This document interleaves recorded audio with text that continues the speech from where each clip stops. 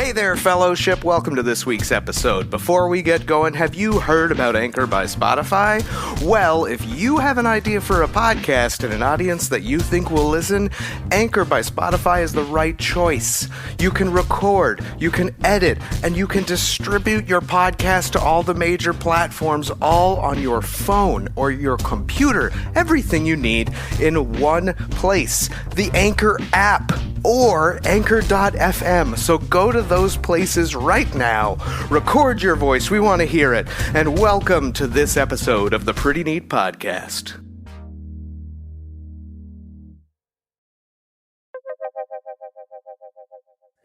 And all of these names are being brought up because they all kind of look like Cheyanne Velismus, who fought over the weekend. Who is also on the list. Who also, in a roundabout way, in a long conversation getting back to MMA, is on the proverbial list. Which, speaking of the list, where have we landed on Macy Barber? Have we made a decision on this? Have we talked about Macy Barber? I don't know, but she's like fourth on ESPN's like 25 under 25 prospects. Oh, I did see that. It is interesting that she's fifth. I feel like she's been fighting for a pretty good amount of time to be only 25, 26. See, like that bottom picture? Sure. Yeah, that one. I'm a fan. The top one, not as much. I don't hold the left one against her. I'm sorry, but there's only one. Peak crush. Yeah. Peak crush. Peak crush. When She was a gladiator, that was like. All right. We would gather to watch American Gladiators. I take it back. Yep. When they would get up and joust. Oh yeah. That was the best.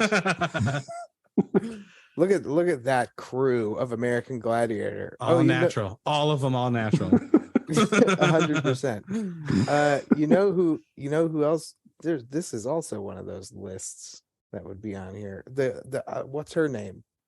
I don't remember her name. What was it on that season? Do you remember, Ryan? She had Dude, red I hair. don't. I quite literally only remember one person from that show. Phoenix was that one's name. Phoenix? Okay. Yes. Because she maybe. Weiderstrom. She was the host of The Biggest Loser. Okay. For a couple of seasons. She's like a big personality in the motivation for big people. Decca and Anavar or no? That All one's the above. She looks good right there. 8 years ago.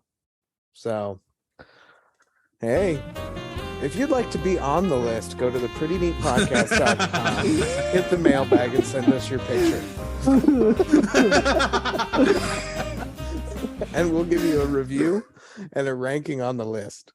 If you'd like to be on the list, send us a picture. Good. That's so good. It's just going to be like 4 dicks. We'll rate them. It's time for the Pretty Neat Podcast.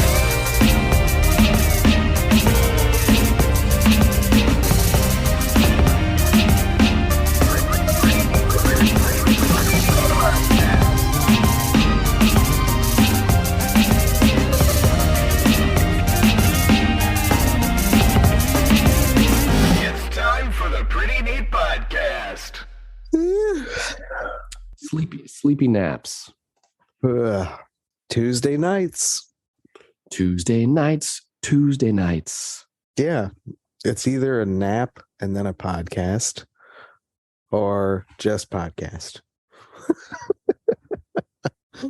In which case there's no nap. I'm just much lower energy. He's low energy. He's possibly low T. He's our good friend Aaron. Yeah.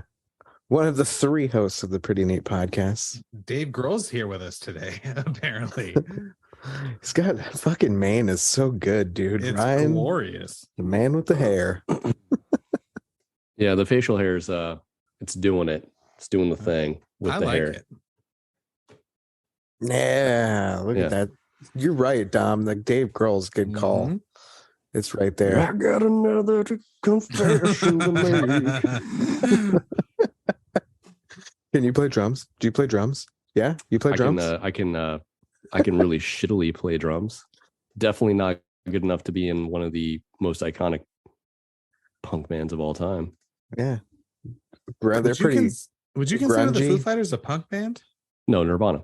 Okay, I was gonna say, would you consider Nirvana a punk band? I wouldn't. I'd consider them grunge. They're the grungy punky You're right. grunge. You're right. They more fit into grunge, time frame wise. Yeah, They were like emo punk before emo was really a thing. Yeah. Kurt's a whiny bitch. Yeah, he's a little whiny. That's probably why she killed him. Polly wants a cracker.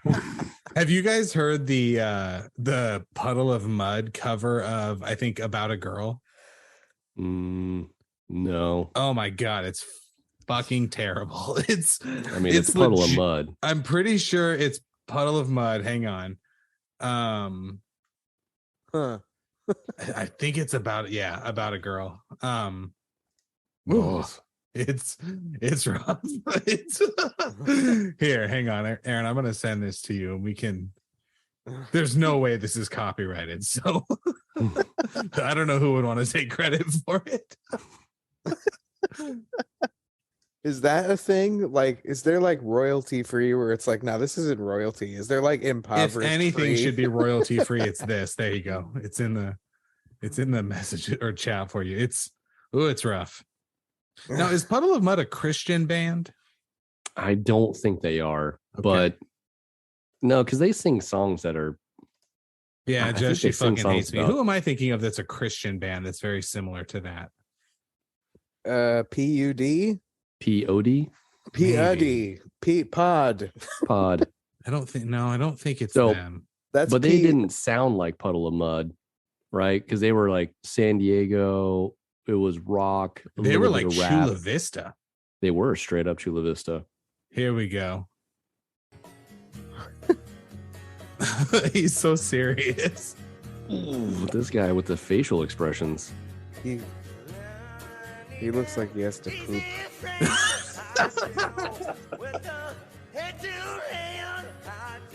Oh man. Ooh.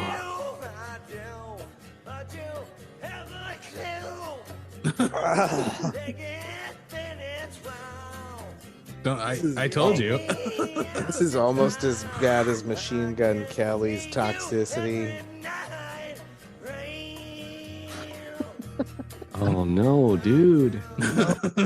Oh, you Can't Try to listen get to this. tattooed and sorry. watch that. Not Toxicity, Aerials. Just to We are the ones who want to play. Always want to go, but you never want to stay.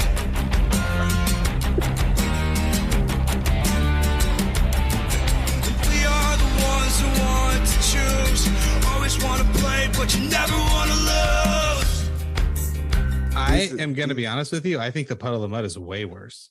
I think you're I think it probably is. you're right.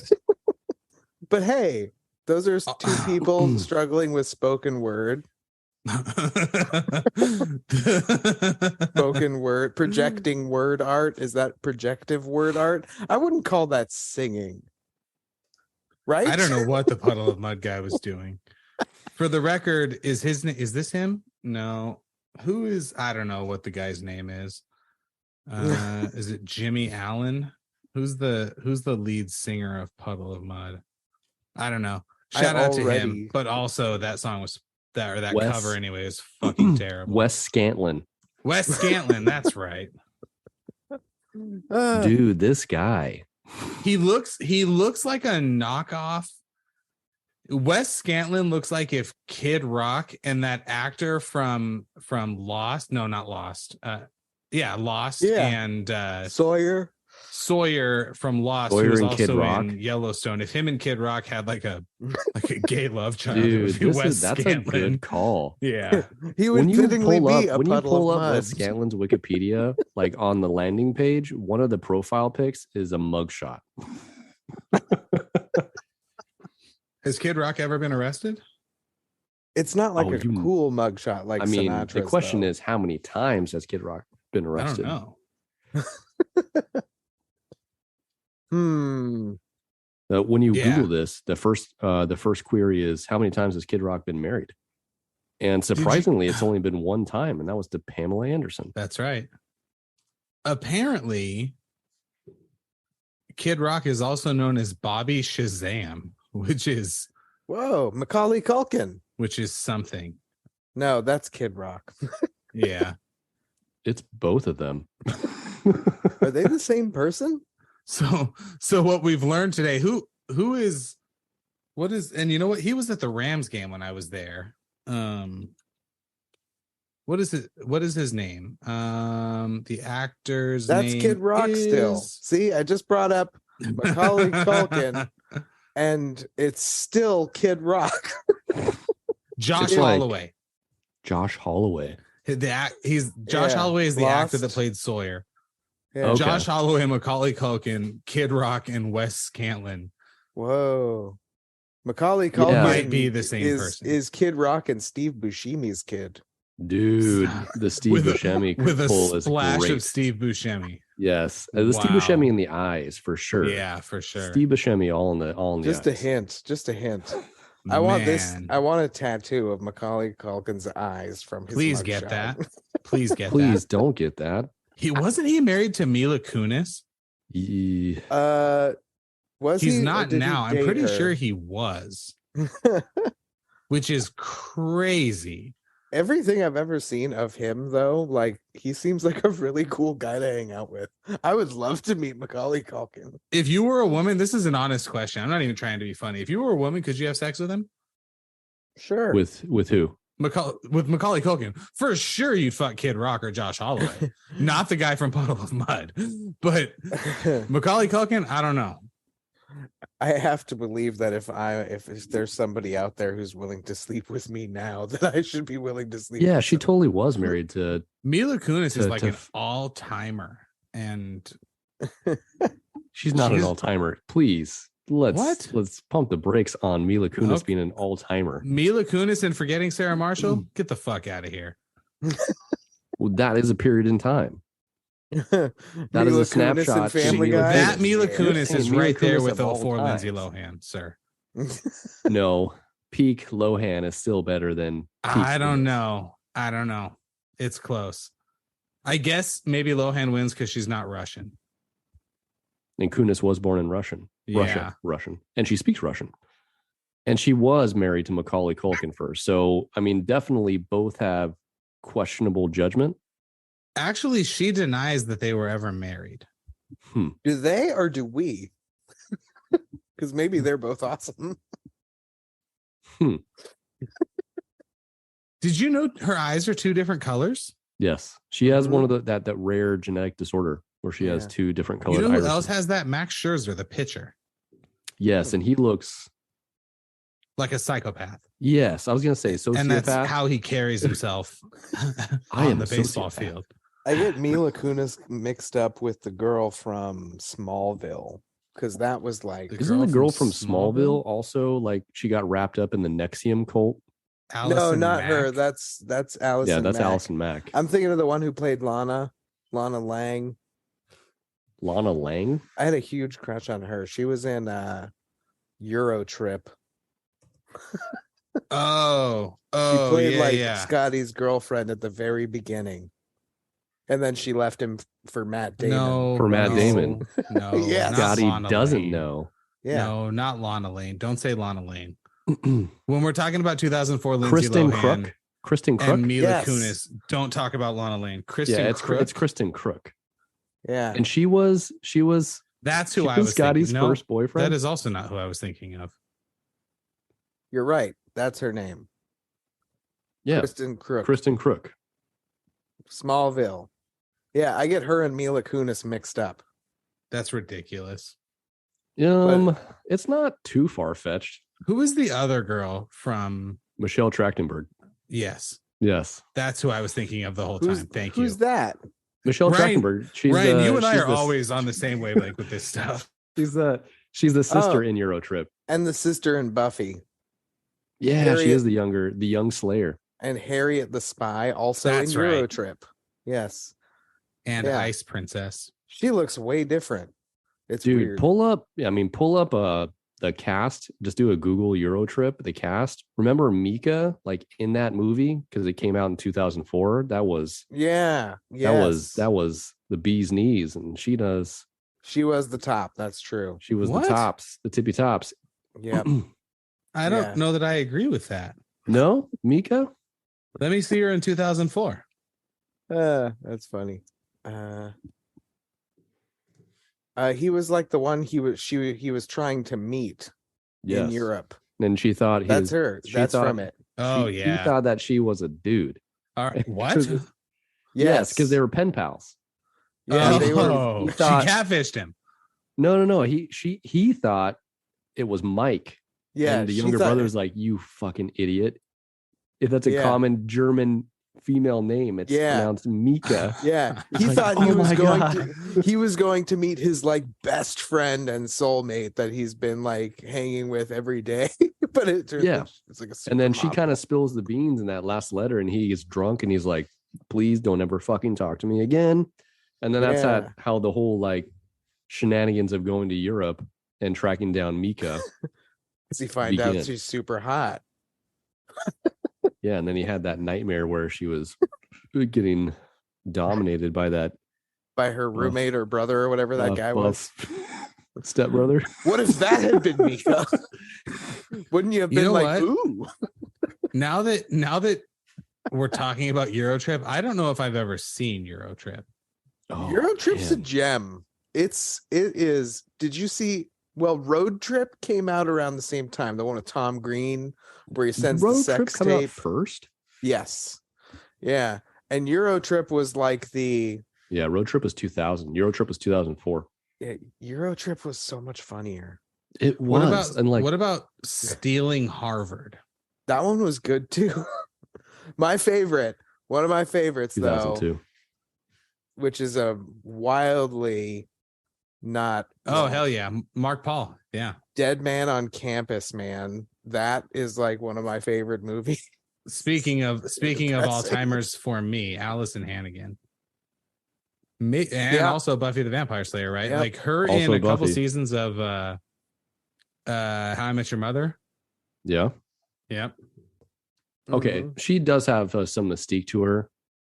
Also, American Pie probably added to that a little bit. Oh, with the yeah, characterization. Yeah.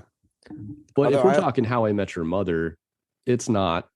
She's not even. Is she top 3 on that show? Well, this is an interesting question.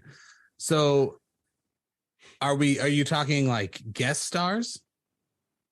People that factor into the storyline significantly. Well, I So- mean, How I Met Your Mother did a really good job of that. Of like side character, like I mean, now like post peak Britney Spears, right? Mhm. Absolute peak Katy Perry though. Yes. Okay. So we do need to talk about like main Aaron, characters. throw Katy Perry's name after How I Met Your Mother. Mhm. This is important. Guys, this is very important. Yeah. That is peak. That is peak Perry. Peak Perry. It's Doesn't- it's prime Perry. Yes, it is. Oh, Marina Baccarin was on that show. Marina Baccarin. Like Marina Baccarin. Anybody? No. I don't know that I've ever seen her. You I've seen How I definitely Met Your have. Mother 8,000 times though. So So Deadpool 2. oh of yeah. interest. Marina Baccarin. Do you want to say it a couple more times? It's like Merab Divashvili. I will go there. Oh yeah. We went Yep. from a Brazilian to an Italian. Yep. Monica Bellucci. Yep. During Prime. For sure. Prime. The Brothers Grimm. when we were saving the children of Mama We Da. were saving the children. We were also seeing Uh, Monica's boobies. And all of these names are being brought up because they all kind of look like Cheyanne Velismus, who fought over the weekend. Who is also on the list? Who also, in a roundabout way, in a long conversation getting back to MMA, is on the proverbial list. Which, speaking of the list, where have we landed on Macy Barber? Have we made a decision on this? Have we talked about Macy Barber? I don't know, but she's like 4th on ESPN's like 25 under 25 prospects. Oh, I did see that. It is interesting that She's 5th. I feel like she's been fighting for a pretty good amount of time to be only 25, 26. See, like that bottom picture? Sure. Yeah, that one. I'm a fan. The top one, not as much. I don't hold the left one against her. I'm sorry, but there's only one winner. No, I don't think so. Peak crush. Yeah. Peak crush. Peak crush. When She was a gladiator, that was like. All right. We would gather to watch American Gladiators. I take it back. Yep. When they would get up and joust. Oh yeah. That was the best.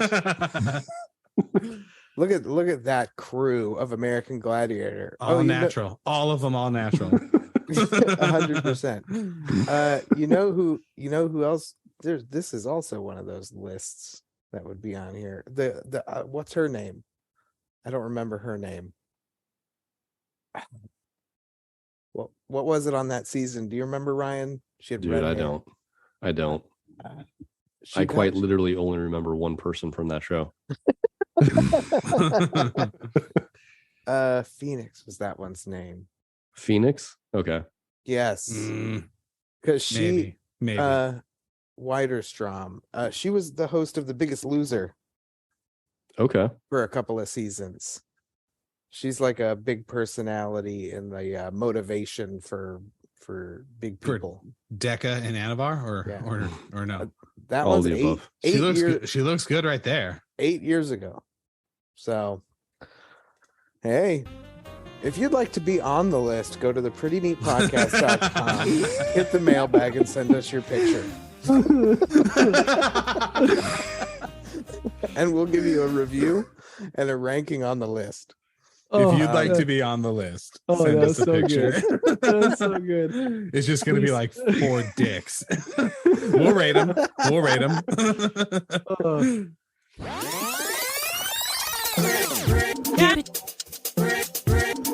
When we recap events and the recaps of events. Oh man, that fight, if I may digress, a little underwhelming for Cheyanne, but Cory, man, great grappling, great pressure, put it on her, won the fight. Yeah, she employed a way better game plan and didn't allow Cheyanne to just get off her striking. She smothered her.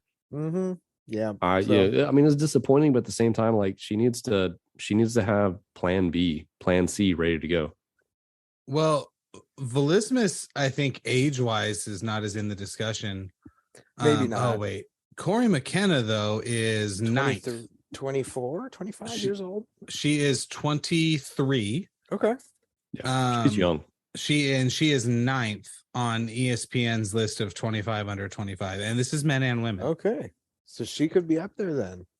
I like her. Yeah, she's got to really develop a way better stand-up game because there's not a lot of people in the top 15 currently that she's going to beat with just a grappling heavy game plan. Mm-mm. I'd like to see her try it with Zhang Weili. That'd be fun. I'd like to see Zhang Weili get some practice in. Journey looked good in the first round and a half. Yes, and then Morozov started to wear him down. Mm-hmm. Hey, how did you think that your boy Manel Cape did? Cop. There were plenty of as we are now going to coin the phrase, there were plenty of cop bops in that fight. Yep. Cop bops. Cop Yeah, bops. he was kind of just beating the shit out of him for about 2 rounds and 51 seconds. or 2 rounds, 4 minutes and 51 seconds rather. And I thought he looked really good. I think he's ready for like a top 5 opponent. I really do. Top 5? Yeah. He's he's really he's exceedingly confident, which is not bad. But yeah, his level of striking and the excitement that he brings to the flyweight division, like you legitimately can look at what he does and be like, yeah, he could finish all of his fights, right? Mm-hmm. Potentially. Whereas we look at some flyweight fights and we're like, it's definitely going to decision, right? It'll be exciting because it's very action packed, fast paced, but not really the threat of a finish like he brings to the table every single time he fights. Yeah. Yeah, Hey, that list has him 7th, but it's not up to date because that says Zalgas. On the UFC has him ranked 9th. So Yeah, this is the world MMA ranking. Yeah, they have him jumping up 3 spots. Yeah, they put him at 7th now. But also their rankings are bullshit because Cody Garbrandt is 8th. So and they got him with the Angola flag, and he's rocking the Portugal flag in the UFC. Just saying. Hey, there we go. Do better, world MMA rankings. Yeah, I mean, he is from Angola, but you know, he immigrated to Portugal at a very young age. I would love to see him fight Brandon Royval or Mateus Nicolau next. You know, I think Alejandro Pantoja is actually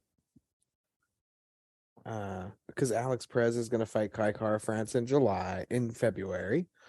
Yeah, I think that those would be fun fights. I would like that. Yeah, put him up there. Yeah, give him a challenge. They have the UFC had Amir Albazi, who also looked good on this fight card, up at number 7 for flyweight.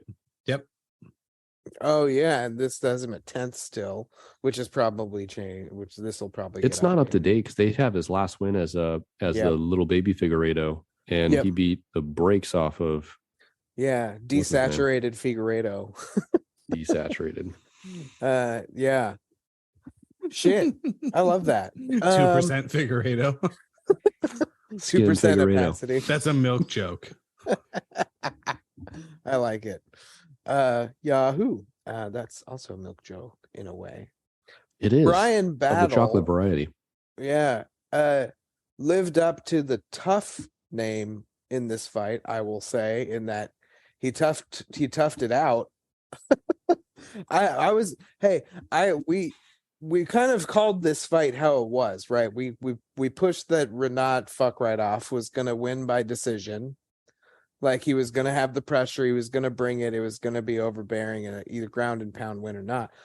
But Brian Battle's submission game is so on it. I really thought he'd pull it, and there were a few times in the beginning where I thought he was gonna get something, but it didn't fucking happen.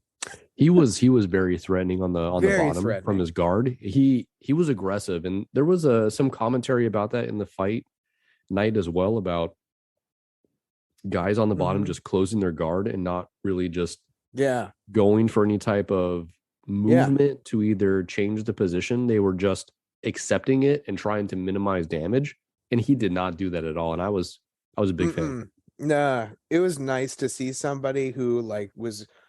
While he was on bottom, if it was closed, he was looking at Kimuras. If he was trying to get up, he was looking at arm bars. It was like there was always a threat that was like, you're not gonna sit there and pound me. You're not gonna sit there and hold me down. So You're not gonna pound me. don't do those things. Rafa Garcia versus Maheshate. Maheshate. That was exciting. That was a good fight. It was. Like, Maheshate missed weight. He looked fucking huge for a lightweight. He looked like he could fight at welterweight. How much did he miss it by? 2.5 pounds. 2.5 pounds off of the max 156 on a non-title fight. Yeah. Okay. Yeah. So he looked awesome, and he got that wicked bad cut. Did you hear that Rafa Garcia lost 20% of his blood volume in on that the side, fight? On the cut on his head? On that cut, backstage after the fight, they could not stop the bleeding for 2 hours. Oh my gosh. They said he lost 20% of his total volume of blood. Did he have to get like a transfusion or something? I don't know if he got a transfusion. I saw that. I read it Oh dang. and it stuck out to me as like fucking wild. Yeah. That freaks Um, me out, and I don't like that at all. No. And I'd like to stop talking about it. That's disgusting. Oh man. Oh man. That was a bloody fight. It was a bloody fight. And Maheshate was really trying to lean into that by doing the lead elbows. He just didn't get off enough offense, and he could have won that fight, but not enough volume. Now he's not ranked now. It bothers me that you don't use the UFC rankings. I don't. And I don't really have especially- a good reason why. Well, right now, like I want to look Because he goes beyond the top 15. I will probably. want to. I suppose that's fair. Like he's not even in the top 50. There he is. 51. Yep. 51. Maheshate. Oh, Natan Levy, number 52, should be way higher than that. Natan Levy is a badass fighter. There's Rafa Garcia right there, who they have at 48. Okay. Okay. You Yeah. cannot tell me that motherfucking Ooh, put him with Bobby Green since he just lost. Bobby Rafa Green would Garcia- destroy him. Oh, we're gonna Rafa get to Gar- Bobby Green. Rafa Garcia and Bobby Green. Rafa Garcia and Bobby Green? I think that'd be a good fist fight because Rafa think so? Garcia brought great boxing. Like, I think that would be just as exciting as this Maheshate. See it? What let's talk about this for 1 second. Yeah. What is why is Rafa Garcia fourth fight up on an undercard of a fight night, Right. but Uh-huh. Bobby Green is always a main card guy? Why? What's so different about him?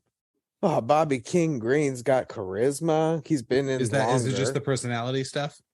Personality, like in his fights, he has a little bit of that shit talk factor. A little bit. A little bit. Did you see what he said at pre-fight about Islam Makhachev? No. Oh my god. All right.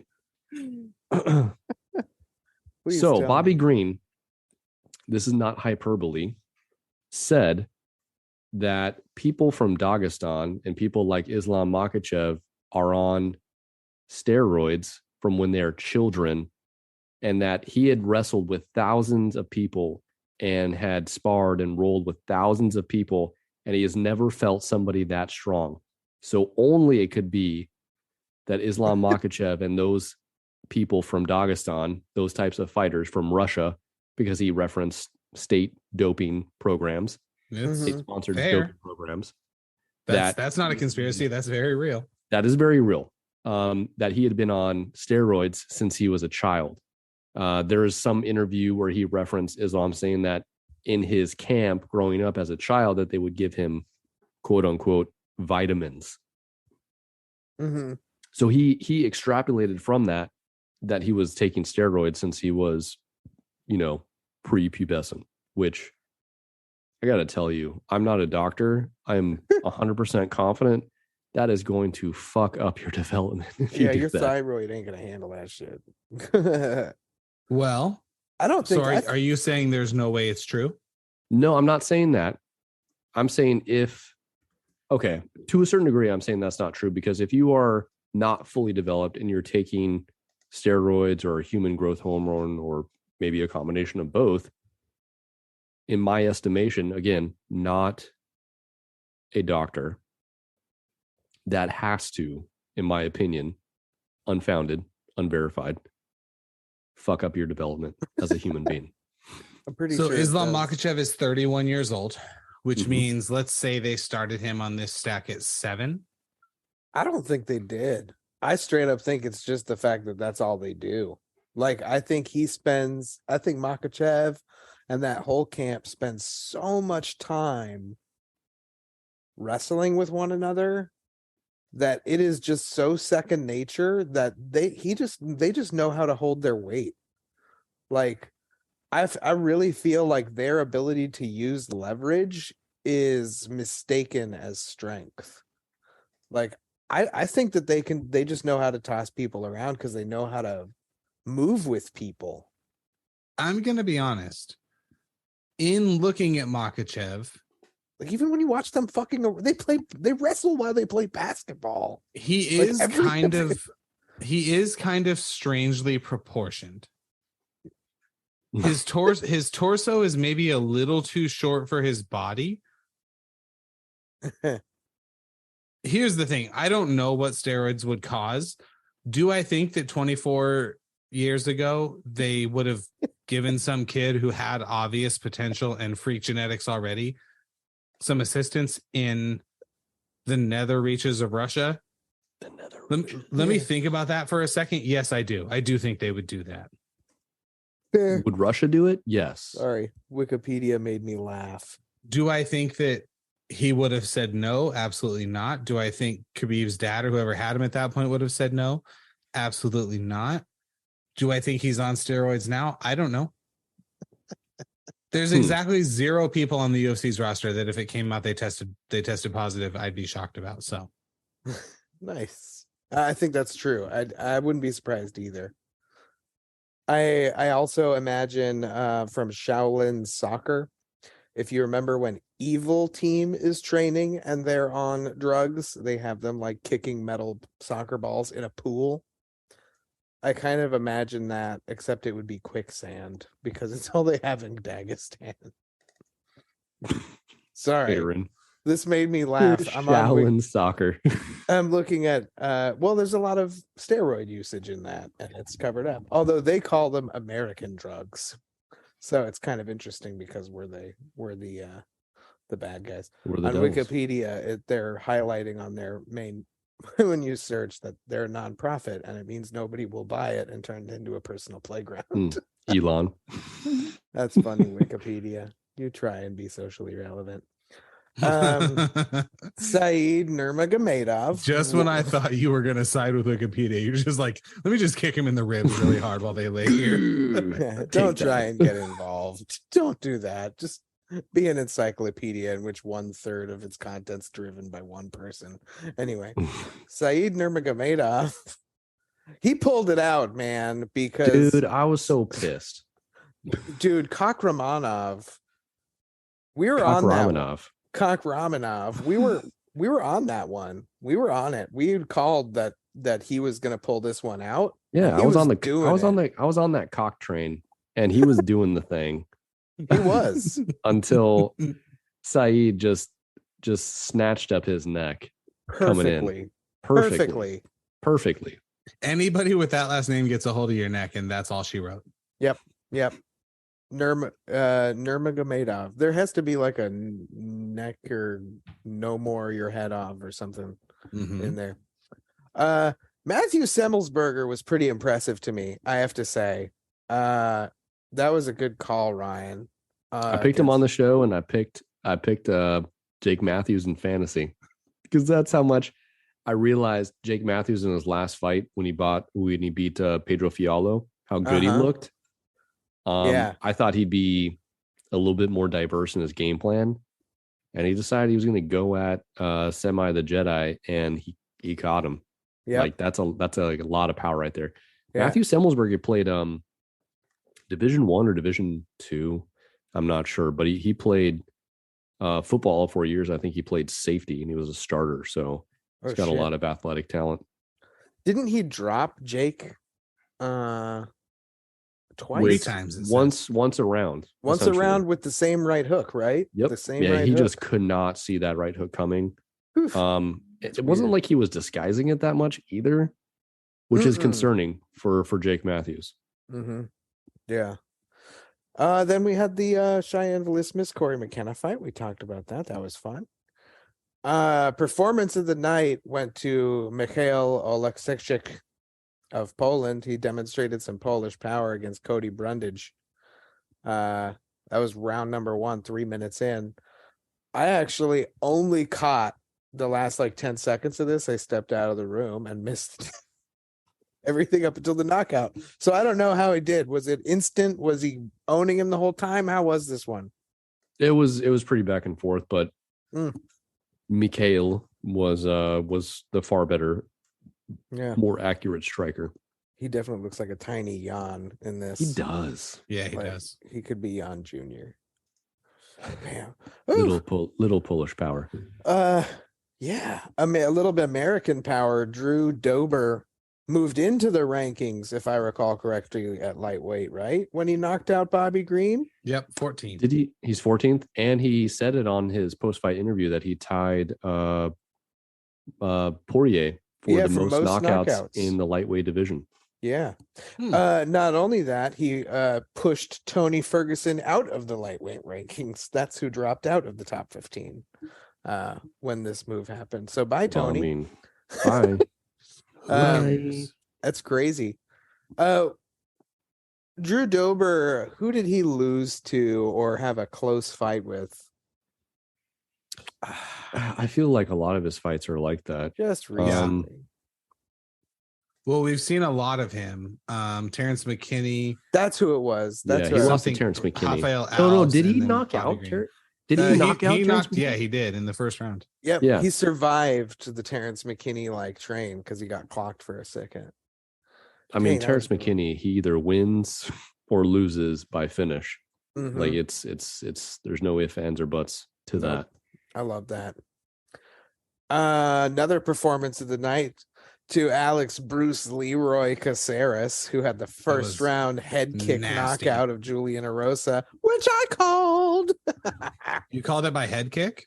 I called it by he called the flashy first round KO. Okay. And it was insane, that delay. Wow. Mm-hmm. Wow. Juicy J did me dirty. Alex just came through on that one. I think the last two times he fought, I called wrong on him. But he looked good, man. That was awesome. That was fun. At featherweight, I mean, come on. He's a what did Sam Alvey say? You know, kind of like a brand guy. He's a company man. He'll ride company the UFC man. Till I mean, he's what tough season was he on? It had to have been like early. It double had to digits. have been like I think like 10 or 11. I'm thinking 12. Hold on. That long ago? Caceres. Tough really? That long? Octagon debut, March 27th, 2011. Yeah. Was that his first event? Yeah. Yeah, he was on Tough 12. Yeah, he was on GSP versus Koscheck. Wow. Look at him. He's a fucking baby in that season. Damn. Looking at some videos real quick. We definitely watched that season together, Ryan. Yeah. Well, I mean, we got together to watch American Gladiators, Lost. Yep. American Gladiators again. Dude, that was on the same night. That was prime viewing. We would watch American Gladiators, and then it was Lost, I think, after that. Yep. And we'd all go over to Brandon's house. Yeah, Brandon Williams' house, which at the time was like the House of Pain, I think was the nickname. Yeah, Alex Caceres, he's cool. No alcohol in that house. Yeah, I have none whatsoever. I feel like some of our listeners probably listen because of trading cards, right? Because the UFC cards that I buy and sell and trade on eBay and groups and stuff like that. And it's really fun watching cards go up and down in value with the fight, right? It's like it attaches the fun of stock market to UFC in a way. But man, Alex Caceres is one of the few fighters that I keep. That's my personal collection. Really? And so I have a number of his cards. It's just him and Adrian Yanez. Actually, I have no Adrian Yanez right now. My personal is Alex Caceres, Matt the Immortal Brown, and Kennedy Nzechukwu right now. Really, Kennedy Nzechukwu? Yeah, he's got a number of rookie cards that came out this last 2 years, and he's blown up a little bit. What's your affinity with Kennedy? I don't really know. Like, he's got like this. You are my favorite MMA fan in the world, dude. No, my fandom of that's what it. But you see, that's maybe that's why. Like, he has an interesting style to me. He loses fights that I think he's gonna, he wins fights that I'm pretty sure he's gonna lose. Kennedy Nzechukwu. And One of my personal faves. Yeah, I love his name. He does such a have a good- good name.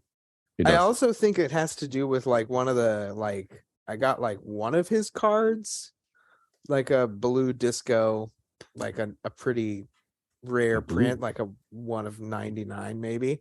Really? And it's like the most perfectly printed card that I've ever seen. I know it will grade a 10 when I have it graded. But yeah, anyway, I like that one. Although I'll probably start collecting Jalin Turner again because I've gotten a couple of his now. But Jalin That one, Turner's a- that one Jalin makes sense Turner. to me. yeah. So speaking of Jalin Turner, right? Drew Dober called out Jalin Turner in his post fight.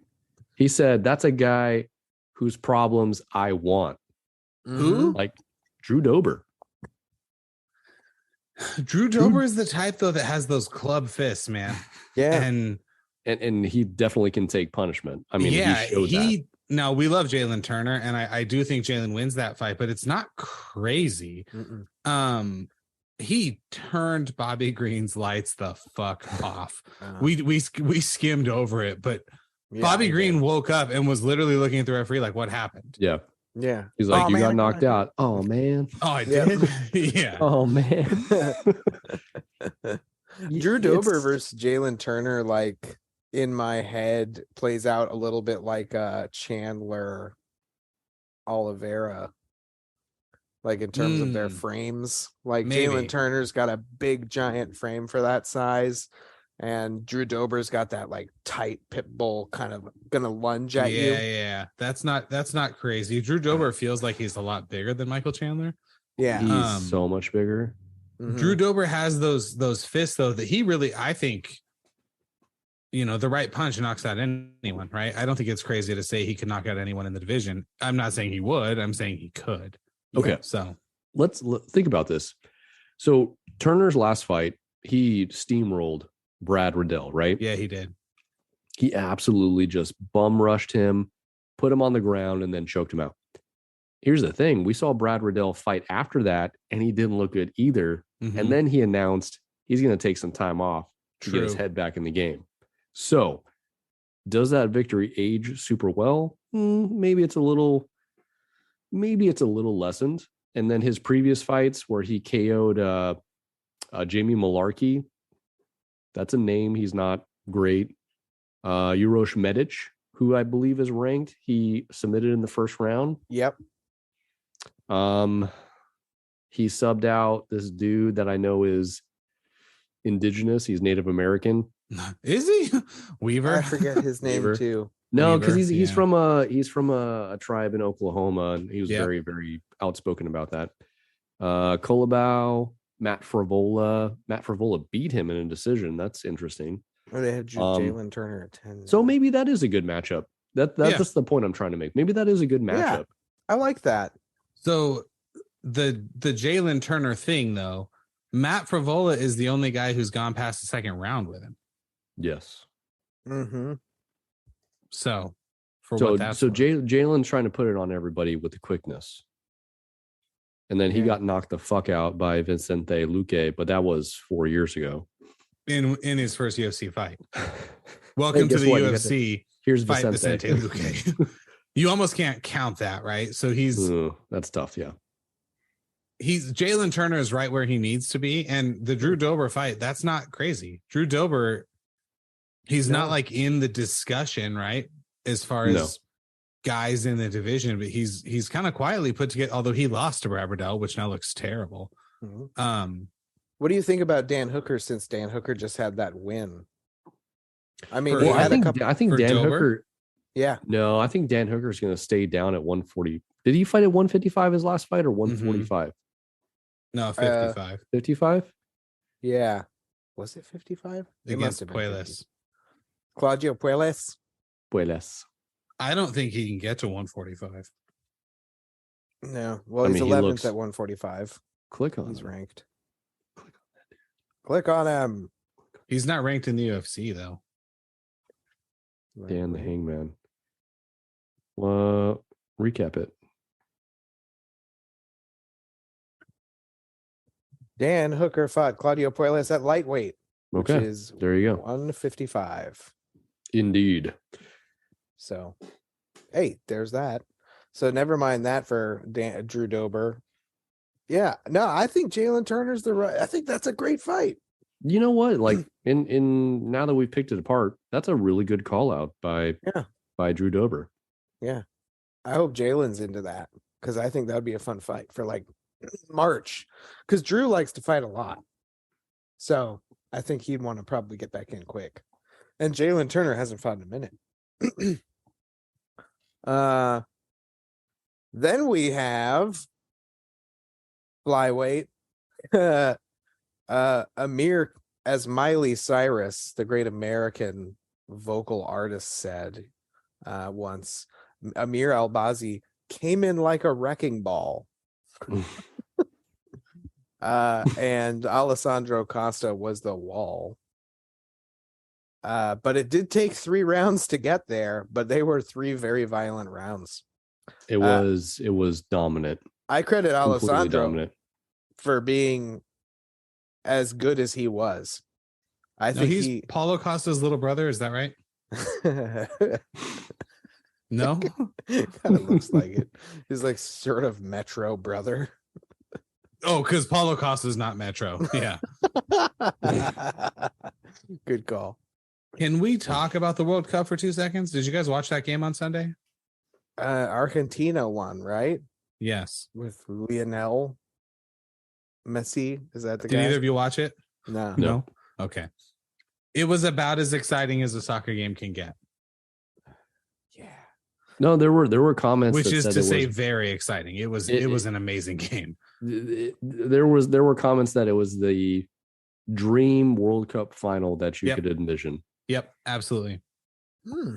I would have maybe preferred it not to end on penalties, but the Lord Kylian Mbappe said, "Hey, I'm gonna wait till there's 10 minutes left in this game, and then I'm just gonna drill 2 goals." And that second one was fucking amazing. If you haven't seen it, and then he was like, "You know what? That's not good enough. I need a third." And then you know what? Fuck this. I might just get 4. And that Argentinian goalkeeper got his foot on like just enough of that ball. It was amazing. Damn. Well, And now I Mbappe feel- and Messi are on the same Messi and Mbappe are on the same professional team. It's very strange. Huh. That's cool. I do think that there would be. I mean, MMA is such a global sport. I mean, even right now, the only American champion is Aljamain Sterling. Like he's the US UFC representative of the champions, right? Is that's Yeah. So Wow. like it's a global sport. I love that about it. But a part of me I loved when there was like the dream team, right? And like we had the basketball team in the Olympics, and that was like all the different best NBA players coming together and being on one team. I love the idea of a global competition where temporary competitors align behind something common. I think that's cool. Yeah, I do too. I just over the weekend finalized and bought plane tickets to go to Phoenix for the World Baseball Classic in March. I'm pretty excited about that. Nice. That'll be cool. Well, just to the game, the United States is playing on a Saturday in March, and so we bought tickets for that game. We're not going to any other games, but I'm excited for that. Nice. It's weird. I like football, you know. I'm okay with baseball. I like hockey because they have knives taped to their feet and they have weapons in their hands. True. And they're allowed to fight. That's great. Like soccer to me is like kind of boring because it's like you have to wait till somebody fucks up or does really, really well and a score happens. It's going to go back and forth. No scores at all until there's a fuck up or something amazing. And then basketball is boring to me for the same reason, but it's the opposite because it's like they're going back and forth and they're going to score, but if they fuck up and don't. Do you know what? I normally would have, and I'm going to be honest, eviscerated that argument you just made. But the But it is NBA, exciting. the lack of defense in the NBA is starting to bother me. Just Is that what tonight, it for is? example, Is that what it is? Like, yes, that's just it's what it is. It's a lack of defense, and everyone is just obsessed with shooting threes. Okay. And it's like somebody woke up and was like, hey, 3 is 33% more than 2. We should just do that. And the New York Knicks, for example, today scored 132 points and beat the defending champions by 38. There was not the Warriors are the only team that did not score 100 points. Granted, the Grizzlies and Nuggets, as of this recording, are still playing. It's only the second quarter, and the Wizards and Suns are playing, and they're both in the 80s with 11 minutes to go. So they're going to get there. The lack of defense does bother me because maybe that's what it is then for me. It's just like, it's just not, last night, one team scored under 100 points and they scored 99. Yeah. It's like, let's just sit and count how many times that ball goes in that basket. Yeah. For 2 hours. And like, that gets bored to me. But fighting, it's like, hey, let's punch each other in the face.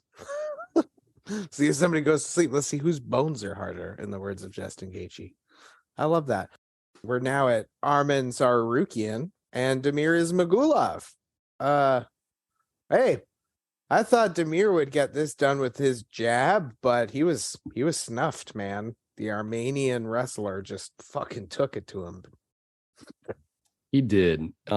He came in with like a 90% takedown defense and left with like 70. Dude, Arman just wouldn't be denied. And I don't think we really understood what the disparity was in the level of grappling prowess. And that ultimately spelled the doom for Damir because he couldn't get his game off. And he's been winning by striking. And you know what? Dom said something that in the UFC he's not winning by finish. And Arman puts that pressure on people and has had a high level of competition. So I don't think we didn't factor that. Didn't factor that in. What did I say? At all. Damir, we were looking at Damir's record. He hadn't, because he's 24. He was 24-1 at the time. Mm-hmm. But when he had joined the UFC, he just wasn't finishing fights. Yeah. He was just going to decision. And, there was a lot of talk about how good his striking was and in terms of his effectiveness and accuracy, and using that to just dictate the position or the terms at which the fight was completed. And Arman was like, no, fuck all that. I'm gonna press up against you, and you're not gonna be able to stop me from taking you down. And he did. And I learned a valuable lesson that we should have believed Arman for what he was. Yeah. Was just a high volume cardio machine, cannot be stopped, like next level European Clay Guida. Yeah. Although, except that he lost to Mateusz Gamrot. That's exactly. I was about to say that was a split. It was close. It was close, but they also that was frantic. Oh, it was. Mm-hmm. Even in that case, like Damir represented something that Mateusz Gamrot Damir didn't bring the grappling aggression that Mateusz did. And I think that helped Arman in this fight. Like, I think that you're right, Ryan, that we will know next time. But I have a feeling that in 2023, that the Pretty Neat podcast, as it were, will probably revamp some things. It's a new year. Things will be fresh. And I do think that one of the things we should do is a Pretty Neat parlay with our picks, where not only do we actually make like picks, like where we actually determine this is the PNP pick, but we'll also, like pick 3 to 5 that are like, this is a sure fucking fire thing. And this is our Pretty Neat parlay. And I think we should really segmentize that and make it a focus, because I like listening to our picks, but a lot of the times I cover all the bases because I like to play the whole thing out. I like to opine on it and extrapolate, and then there's never actually a pick. We make all the picks. Some of these are a little difficult to make picks on, especially on these fight nights. Yeah. But I like that idea. I mean, we used to do the money thing, remember? Yeah. Tsarukyan in his first UFC fight went the distance with Makhachev. Yep. Yes. And he says now that he would beat him. That he thinks he would beat him if they had a rematch. I think he's one of the guys that could. Mm-hmm. I don't think it's impossible after watching No. a fight like that. No. It's amazing though with like recency bias, like it's like, yeah, I could see that guy with Islam, and then I go rewatch Islam and Charles Oliveira, and I'm like, nobody's fucking beating this man. Yeah, Like, it's true. That's very true. It's not happening. What are we talking about? Then we had the main event. Nice slobber knocker. Fisticuffs. Jared Cannoneir, Sean Strickland. I have tried to watch this fight on 2 separate occasions. I have failed both times. So Yeah, I don't think I'm meant to see it. it wasn't. The advanced stats are very close. Mm-hmm. Sean was a little surprised, it seemed, at the decision. he was complaining about the decision making because he felt like his volume and his point of attack made a big he thought it was more impactful than it was. I was watching Paddy Pimblett get beat up again this week, and like he You looks, and Paddy Pimblett. he looks so bad when he gets beat up. Like every time he got hit, it was just so hard. And like watching this fight, Jared got knocked a couple of times, but man, when he clocked Sean wore it. Like when he got hit, it put him on his back foot. Like every one significant strike that Jared landed looked a lot worse than 4 or 5 from Sean. At least a couple of times in the fight. But there was other times where Sean was just letting combinations go and Jared was just block, and get out of the way. So all I know is neither of them looked at like, yay, let's put them into middleweight title contention again. That's probably the takeaway. Didn't excite me that way.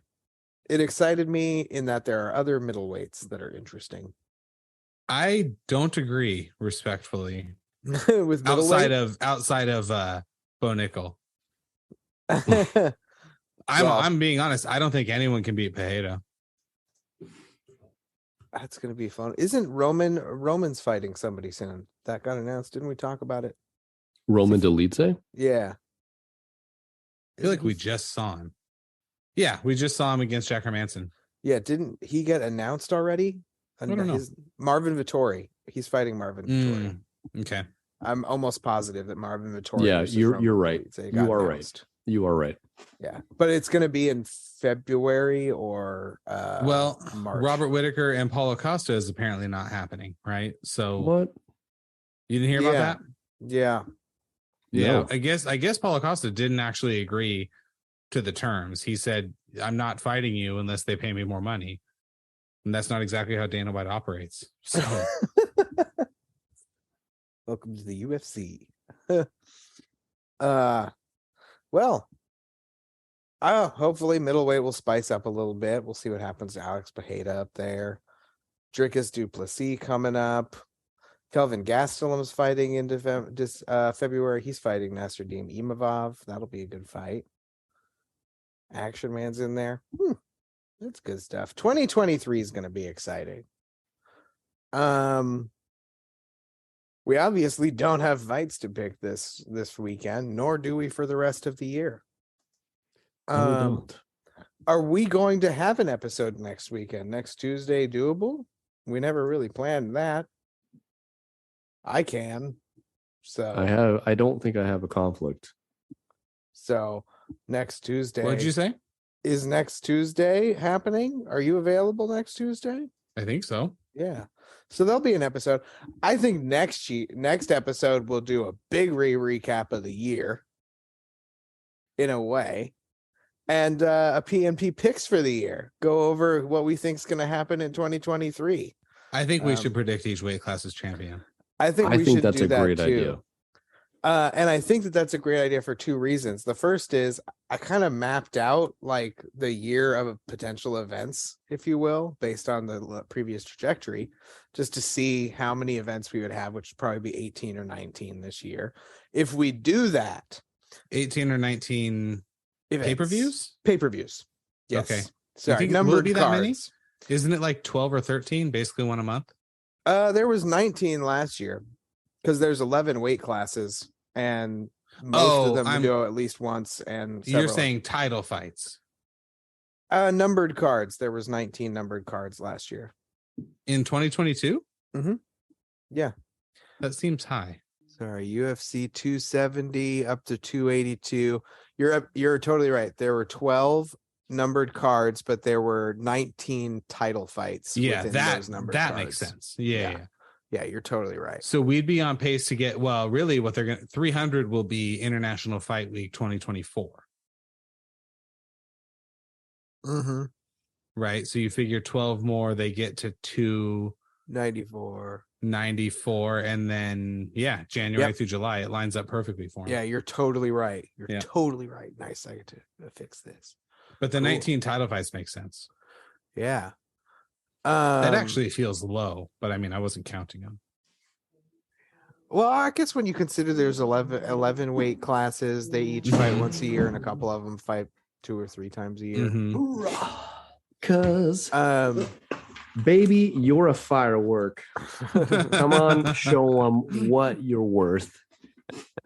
Katy Perry, come on the Pretty Neat podcast, please. Make him go. Yeah, I was gonna. So Ryan, real quick, UFC 300 we have mapped out should be International Fight Week 2024, July. Yeah, which means not next July, but the July after, which means that obviously the three of us have to be there. That's a good goal. That feels important. I think that's a great thing to plan for. Yep. I think before we do, I'm going to take like a VIP camping trip at the end of this year. What? I was going to invite Brandon Moreno with me.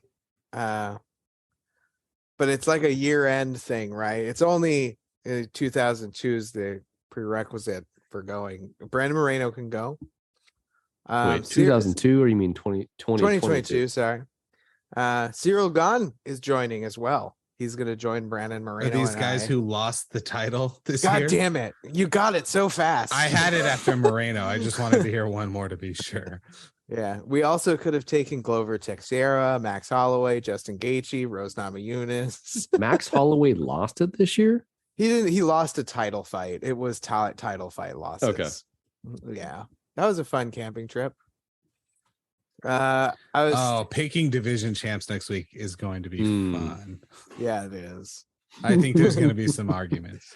There's definitely going to be some shenanigans. Yeah. I think there's going to be some Michael Chandlers thrown in the mix. No, there's not. Let me ask you guys a question. Which division, and I actually think it's kind of obvious, which division is going to be the toughest to predict? Lightweight. No. Sorry, featherweight. Featherweight, bantamweight. Heavyweight. What are you guys? It's light heavyweight is going to be the toughest to predict. Because we don't Glover should win, and then he's going to retire, and then it's going to be a vacant title again. Well, then it's going to be Alex Maheshate. So that's that's on the docket. That's a possibility. I think featherweight, because the first champ of 2023 is going to be Yair Rodriguez or Josh Emmett. And where are we going to go from there? Because I don't think Volkanovski's going to come back. So he said, why? He says he's going to.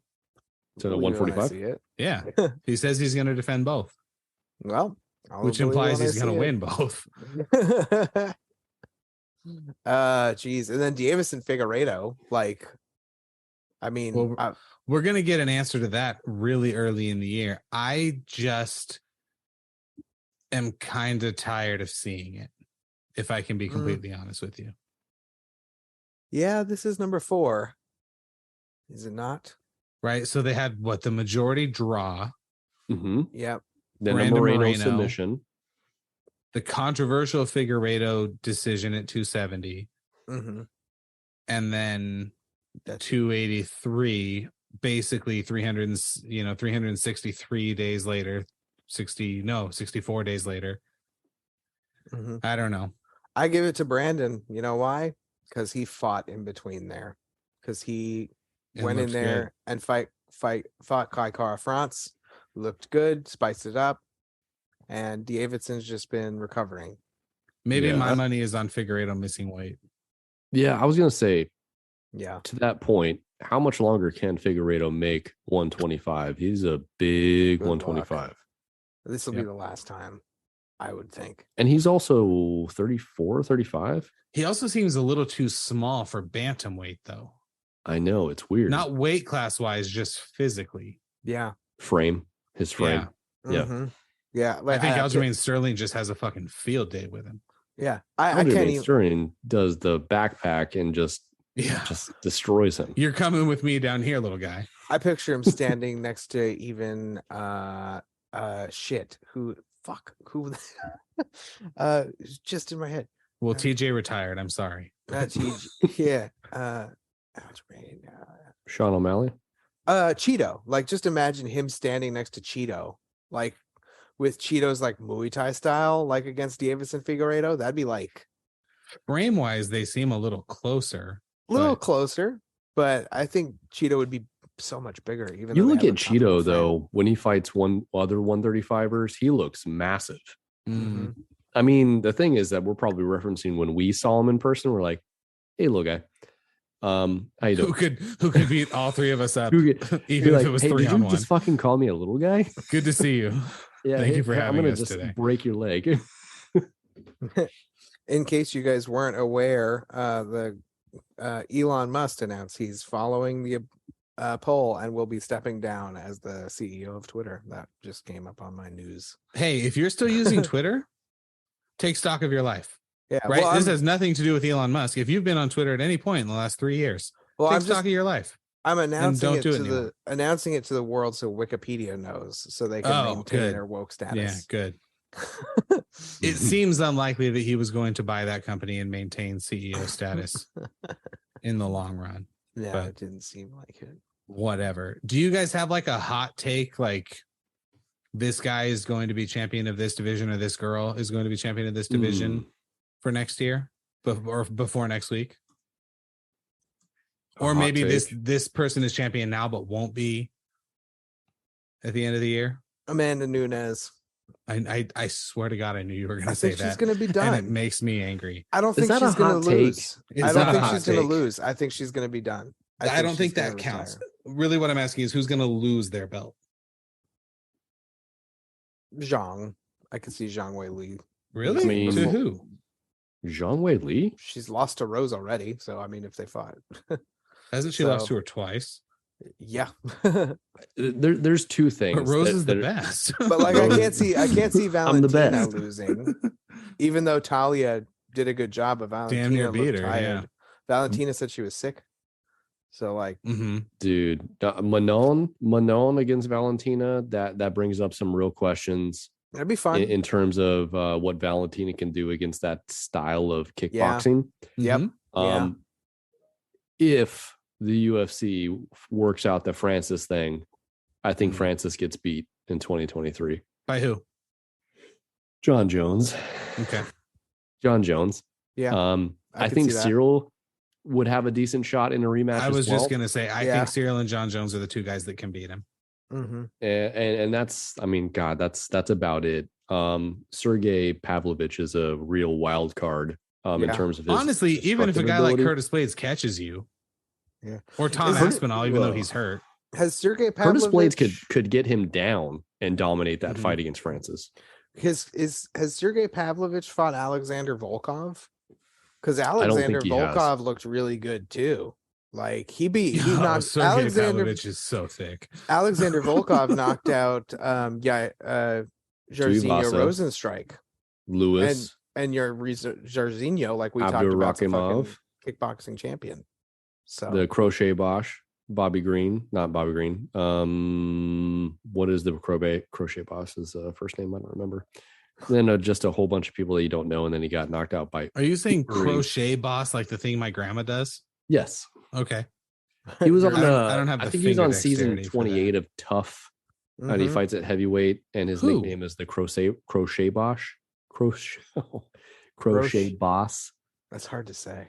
For me at least. I don't remember what that fighter's name is.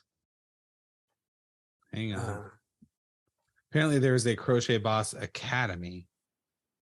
Crochet Boss. Maurice Green. Maurice Green. Yeah, he's Oh. in Maurice PFL. Green is the Crochet Boss. He's in PFL.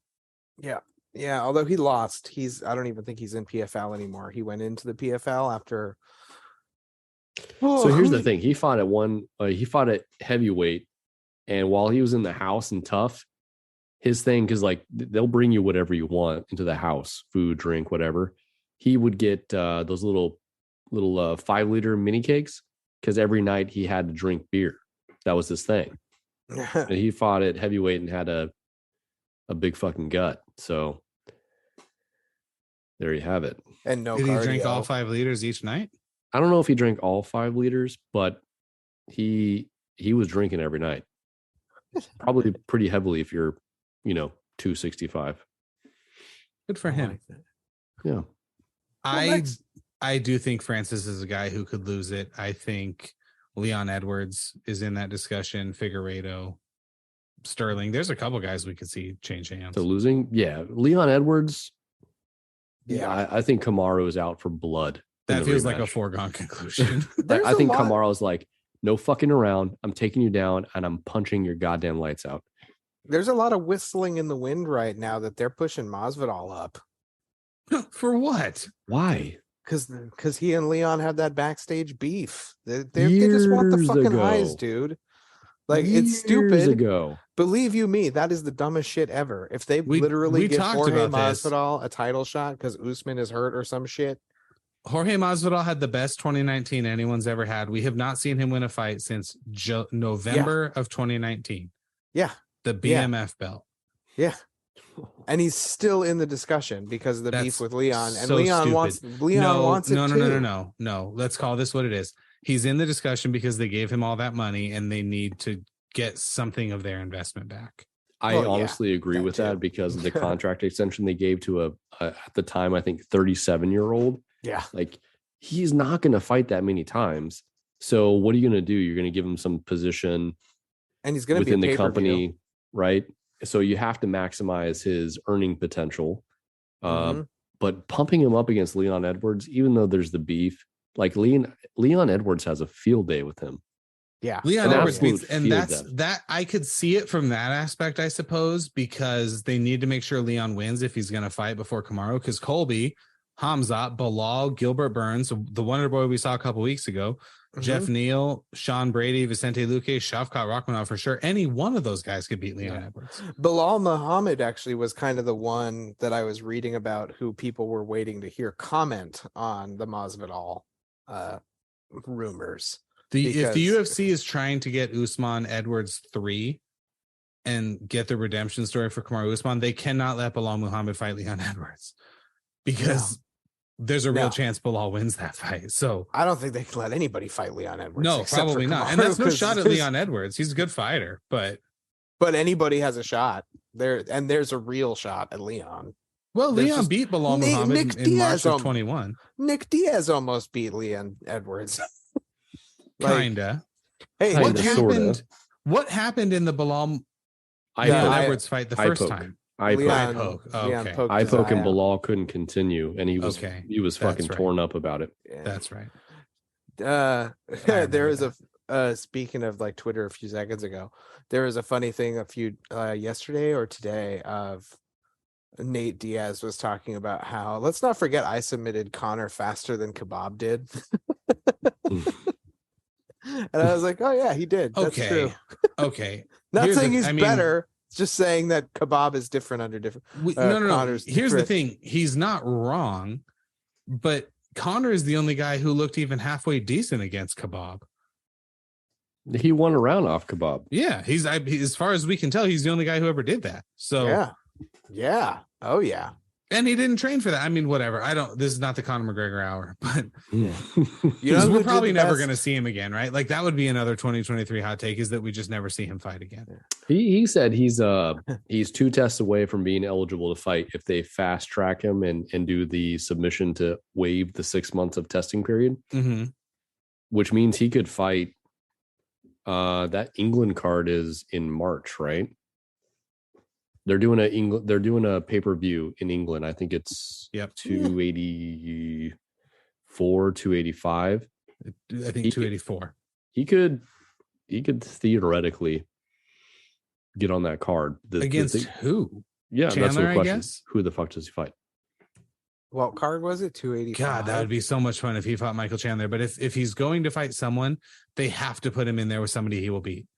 And it is Correct. Sure as shit, no guarantee he beats Michael Chandler. So you've got to give him Ferguson. There you go. Something. Yeah. Ian Gary. At 205, because Connor's nowhere near 170. Give him Paddy Pimblett. No, it's not 284 because 284 is Perth. That's the one in Australia with 283. Volkanovski. No, 283 is in Brazil. 285. 285. 285 in London. Is March. Here's the thing though, right? I'm just going to keep yelling 3-digit numbers. 285. What page do we turn to? 394. Does he? Page 394. We're still talking about That's Snape's UFC event. page UFC 294. The word Constant lichen. vigilance. Anyway, he doesn't fight at 155, not with his current jacked stature, right? So he's got to fight at 170. Who can fight at 170? That's a 155er that he can win. Tony Ferguson. Tony Jorge Ferguson. Masvidal. Okay. Jorge Masvidal. That's a good one. He could beat Connor Masvidal. Fucks up Jorge I think Masvidal. that actually that's still like kind of the best fight. That's for a good both of fight. them. Masvidal. Yeah.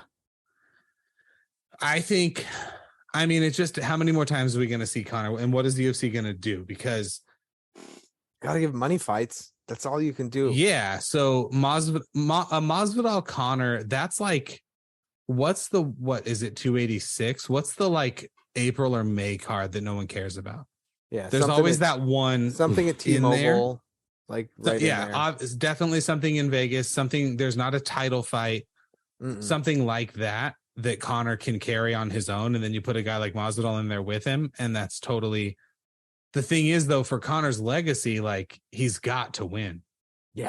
He has to. It's just not, because we're getting to a point where people like my nephew, he's 15.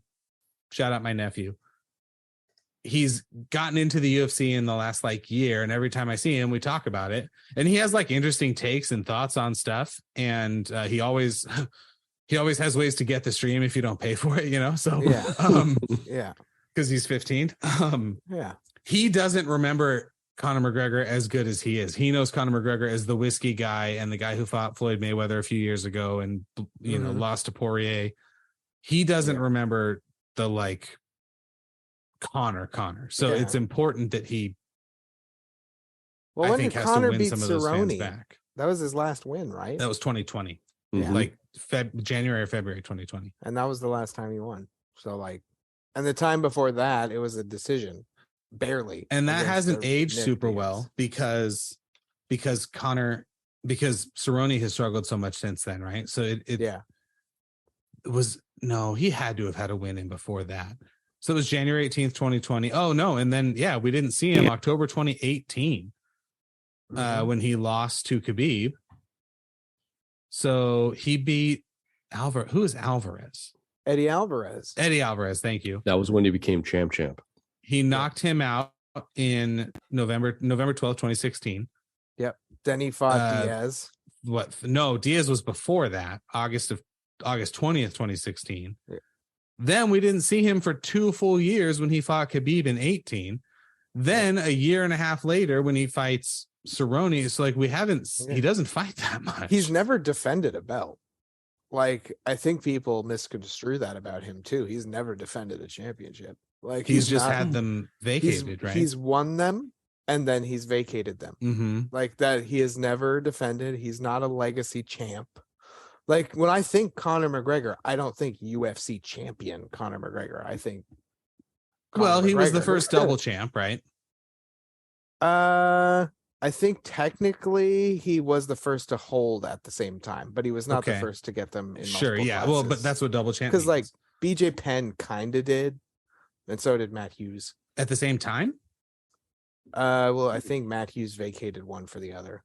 Okay. Yeah. Connor held both at the same time. Since then, what we've seen, didn't DC have both at one point? DC, Amanda Nunes. Nunes. So it's a pretty short list of people who have done that. Yeah, I think Volkanovski might. I think that there's a real good shot. There's a he beats chance. Islam. Yeah. No. I don't think there's a really good chance. There's a chance. Did I say there's a really good chance? No, I did. Oh, okay.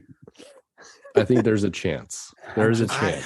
I am your Man. internal monologue, though. And I'm so like, I that's get it. true. Oh man, Islam's so good, and there's such a size discrepancy, and his game is built upon physical pressure.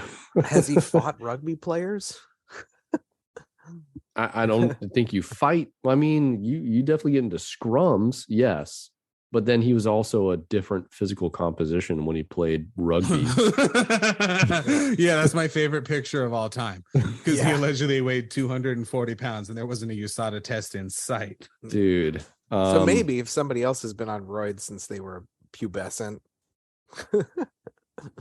Volkanovski Maybe. is so good, though. he's so good.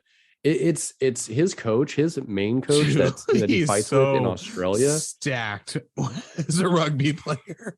Oh my God. It's ridiculous, and he's all of 5'6". You know, imagine He's every bit of 5'6". 5'6", 215 pounds, just shredded. He walked around with Aljamain on his back. He could have. Oh, could have. man. Oh, Volkanovski, for a guy who hasn't fought his whole life, his striking is so good. It's going to be a fun fight. It would be weird to pick against Makhachev, especially with a guy coming up. Unless Alex Pereira is going to get to 155. I don't see anyone beating Makhachev. I don't know. Volkanovski could. Can't wait to watch. Yep. If he does, it's a decision. I think we all agree that, right?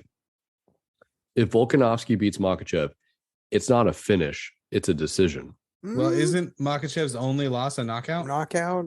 I could see him getting caught. I can see Volkanovski getting him with something lunging. But then again, like Volkanovski, has he really The thing fought is, I people? don't see that.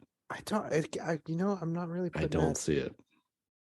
This Mm. is a guy who has just pretty much run through everybody he's fought. Yeah. I don't know. Hey, next year. 2023, 2024. 2023, 2024. Yeah, you know why I love MMA so much? It's pretty neat. That is 100% true, but it's also because it brings us together. You know what? Violence really does bring people together. Yes, let's get back to